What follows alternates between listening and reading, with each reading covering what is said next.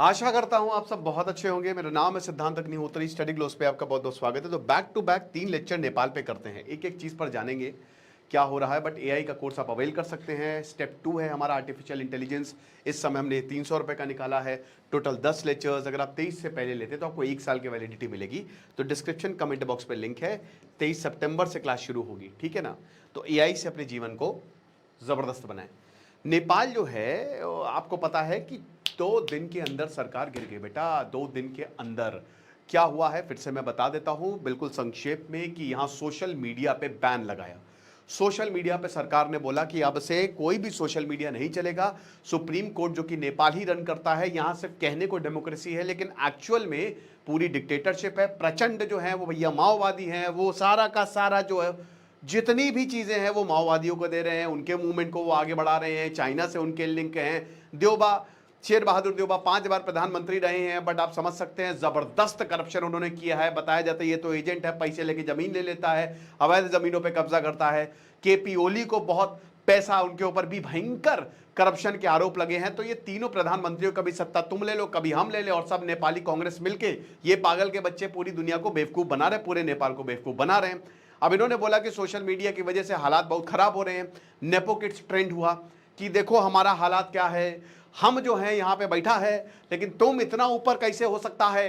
तुम्हारे बच्चे जो हैं वो पढ़ रहे हैं बहुत अच्छे स्कूलों में, वो जूते पहन रहे हैं 1 लाख रुपए के, रील डाल रहे हैं, पूरी दुनिया घूम रहे हैं। लेकिन आम नेपाली को तुमने क्या दिया है। नेपाल की पॉपुलेशन 3 करोड़ की है दोस्तों, और उससे बड़ी बात नेपाल दुनिया का सबसे युवा देश है। इसीलिए ये जेन जी रेवोल्यूशन है। नेपाल की औसतन युवा एज 25 साल है। तो सबसे युवा देश है नेपाल। 21% बेरोजगारी की दर है।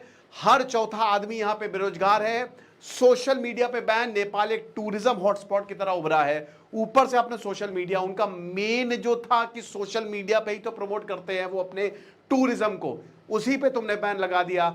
26 सोशल मीडिया प्लेटफॉर्म पे यहां पे सरकार ने, जैसे ही सुप्रीम कोर्ट का फैसला आया, 1 हफ्ते के अंदर रजिस्टर करो। नेपाल कोई अमेरिका है या यूरोप है, तुमने ऑर्डर दिया आ गए, लेकिन ये सिर्फ चाइना को फेवर करने के लिए था। टिकटॉक आ गया यहाँ पे, बाकी और 5 चाइनीज ऐप, बाकी फेसबुक यूट्यूब ने बोला हम नहीं करेंगे, इन्होंने बैन कर दिया। इनको लगा लोग क्या ही कर लेंगे। उसके बाद हामी नेपाल, मैं इसको सलाम करता हूं, सुडान गुरुंग ने यह आह्वान दिया कि वीपीएन यूज करेंगे। 600% वीपीएन में वृद्धि हुई। 8 सितंबर को सुबह 8 बजे मती घाट काठमांडू, वहां पे सब लोग इकट्ठा होने लगे, आगे बढ़े। सेना थी नेपाल की, बोला कि हाथ ऊपर करके आओ, सेना ने गोली चला दी, 19 के 19 लोग मर गए, बच्चे थे ये। और उसके बाद फिर प्रोटेस्ट हिंसक हो गए। जेन जी ने बोला कि सिंहासन खाली करो कि युवा आते हैं, हमारा खून गर्म है तेरा, हर लक्ष्य को भेद के दिखला दे, अर्जुन की कहानी दोहरा। तो बस इन्होंने ऐसी की तैसी कर दी, इन्होंने सब जला दिया। लेकिन जो अभी हो रहा है वो दोस्तों सही नहीं है। मैं भाई जितने भी अगर जो लोग सुन रहे हैं, मैं उनसे यही बोलूंगा कि अब ठीक है, हो गया। व्यवस्था को मत बिगाड़िए मेरे भाई, बांग्लादेश की तरह मत होइए, व्यवस्था को मत बिगाड़िए। अब एक इसको डायरेक्शन दीजिए, डेमोक्रेसी को बनाए रखिए। पार्लियामेंट में आग लगाना ये बिल्कुल सही नहीं है। यहां पूर्व प्रधानमंत्री की बीवी को जला दिया, वो मर गई जल के। फाइनेंस मिनिस्टर को पीटा गया, सेना सामने आई। जनरल सिगदेल, केपी ओली बोलते हैं कि उड़ा दो सबको, तो जनरल सिगदेल बोलते हैं कि भैया हम नहीं उड़ा पाएंगे, आप इस्तीफा दो।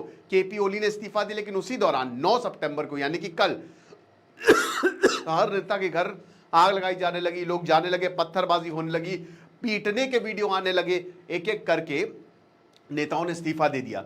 फिर यहां पे सबको हेलीकॉप्टर से ले जाएगा। केपी ओली दुबई भाग जाएंगे, ये आप मान के चलिए, क्योंकि उन्होंने अपना साम्राज्य नेपाल के लोगों से पैसा लूट के, ठीक है, इन्होंने वहां पे छुपा रखा है। ठीक है, इस पे मैं दूसरा लेक्चर भी लूंगा कि क्या वाकई में ये किसी दूसरे देश ने किया है। तो अब क्या हुआ कि केपी शर्मा ओली को रिजाइन देना पड़ा।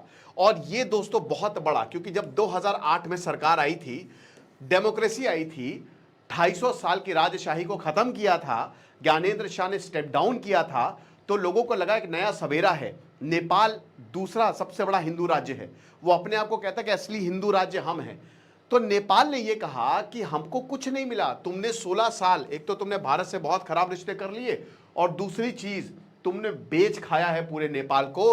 अब नेपाल ये नहीं सहेगा भैया। तुम समझते क्या हो मेरे भाई, एंग्लो नेपालीज वॉर पढ़ लो, गोरखा रेजिमेंट, सैम मानेकशॉ ने बोला था अगर कोई मरने से डरता है तो या तो वो झूठ बोल रहा है या फिर वो गोरखा है। तो ये मान के चलिए कि बहादुरी इनके खून में है, शूरवीरता इनके खून में है, तो आप इनको चैलेंज नहीं कर सकते मेरे भाई।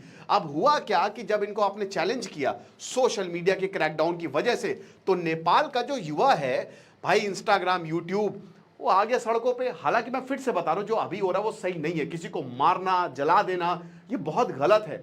कंट्रोल करना चाहिए, बिल्कुल जरूरी है ये, वरना ये बिल्कुल प्रोटेस्ट बर्बाद हो जाएगा। तो इसीलिए इट इज इंपॉर्टेंट। अब नेपाल की सेना जो है उसने बोला कि ये तो सिचुएशन आउट ऑफ कंट्रोल है, तो अभी कंट्रोल इस समय नेपाल की आर्मी के पास है। नेपाल की आर्मी कह रही कि हम संवैधानिक जितने भी अधिकार उनकी रक्षा करेंगे, हम लोगों की रक्षा करेंगे और हम प्रतिबद्ध हैं। माफ कीजिएगा, कैमरा ऑफ हो गया, तो कोई बात नहीं। तो भैया आर्मी ने बोला हम प्रतिबद्ध है। देखिए आर्मी जो है ना, वो आप ये बांग्लादेश की तरह नहीं हो रही है सारी चीजें, लेकिन बात यह है कि अगला क्या, व्हाट नेक्स्ट, कौन होगा, कौन देखेगा। Indonesia, south east Asian trends को कोरियन ट्रेंड से सबके सब इन्फ्लुएंस है भाई। ये बच्चा ये सहने वाला नहीं है। मैंने बताया ना कि ये यंग एज है। अब सबसे बड़ी बात जो है, सुमन की बात आ रही है, और देखिए मेन बलेन शाह है, ठीक है, बलेन शाह। अच्छा ये कौन है? ये है भारत का बेटा। कैसे, क्यों मैं ये कह रहा हूं? क्योंकि भैया 1990 में इस आदमी का जन्म होता है, इस लड़के का जन्म होता है, 35 साल का है ये।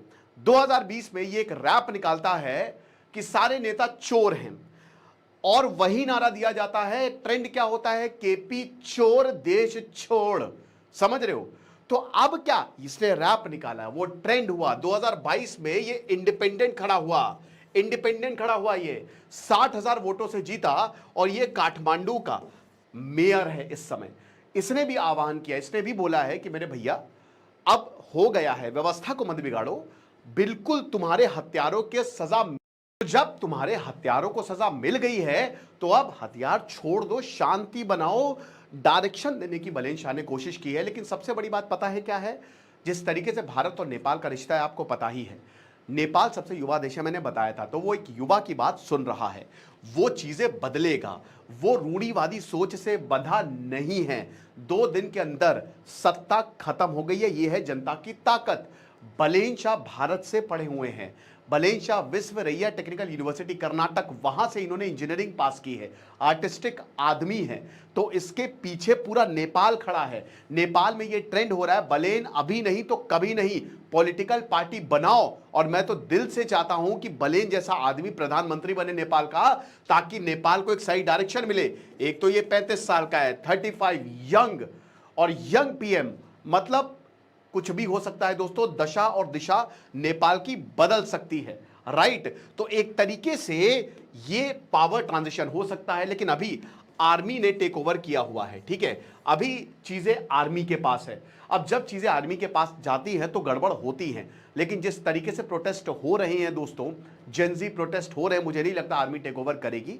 मेरे ख्याल में कोई ना कोई सत्ता परिवर्तन होगा, शायद डेमोक्रेटिक गवर्नमेंट आए, चुनाव लड़ाए जाए, हो सकता है प्रधानमंत्री कोई चुन लिया जाए। मुझे नहीं लगता कि जो एग्जिस्टिंग प्रधानमंत्री थे, या जो पहले 3 प्रचंड हो गया, देवबा हो गया, केपी ओली को तो आप भूल ही जाइए, वो तो भागेंगे।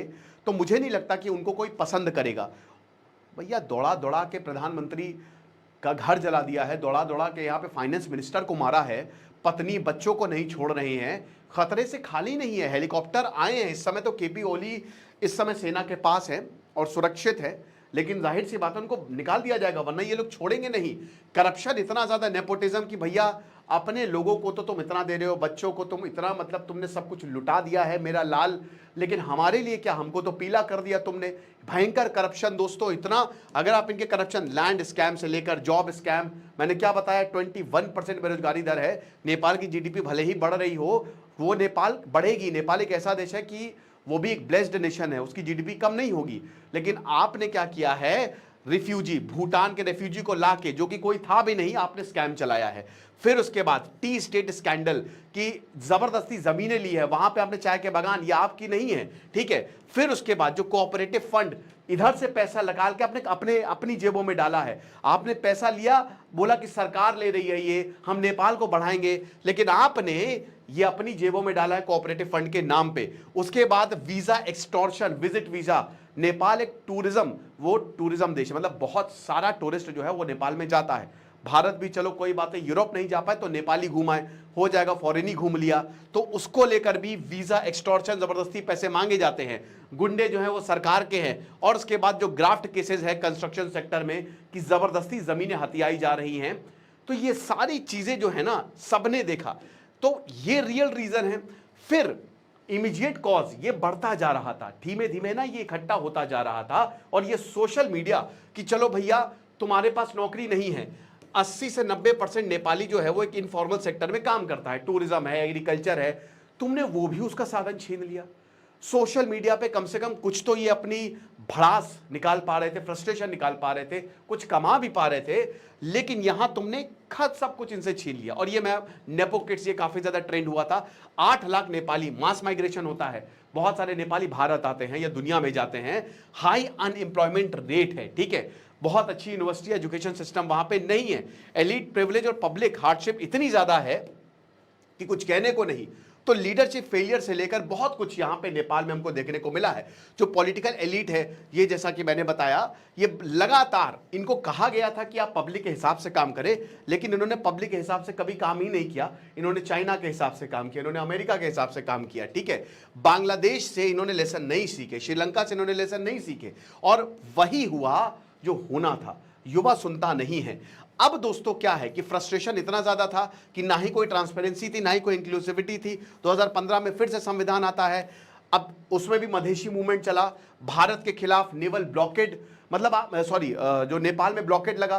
तो ये सारी चीजें बता रही थी कि नेपाल सही रास्ते पे नहीं है। और सबसे बड़ी बात, ओली इतना वही कह रहा है ना कि सच में चोर है ये, और इसको बार बार प्रधानमंत्री बनाना, लोग पागल हैं। लोग बोलते हैं हम किसको चुने, हमारे पास चॉइस नहीं है। और ऐसी ब्रूटैलिटी दोस्तों, ओली ने बोला मार दो सबको, ये तो कटवा देता जिंदा, ठीक है, ये तो ऐसा आदमी है।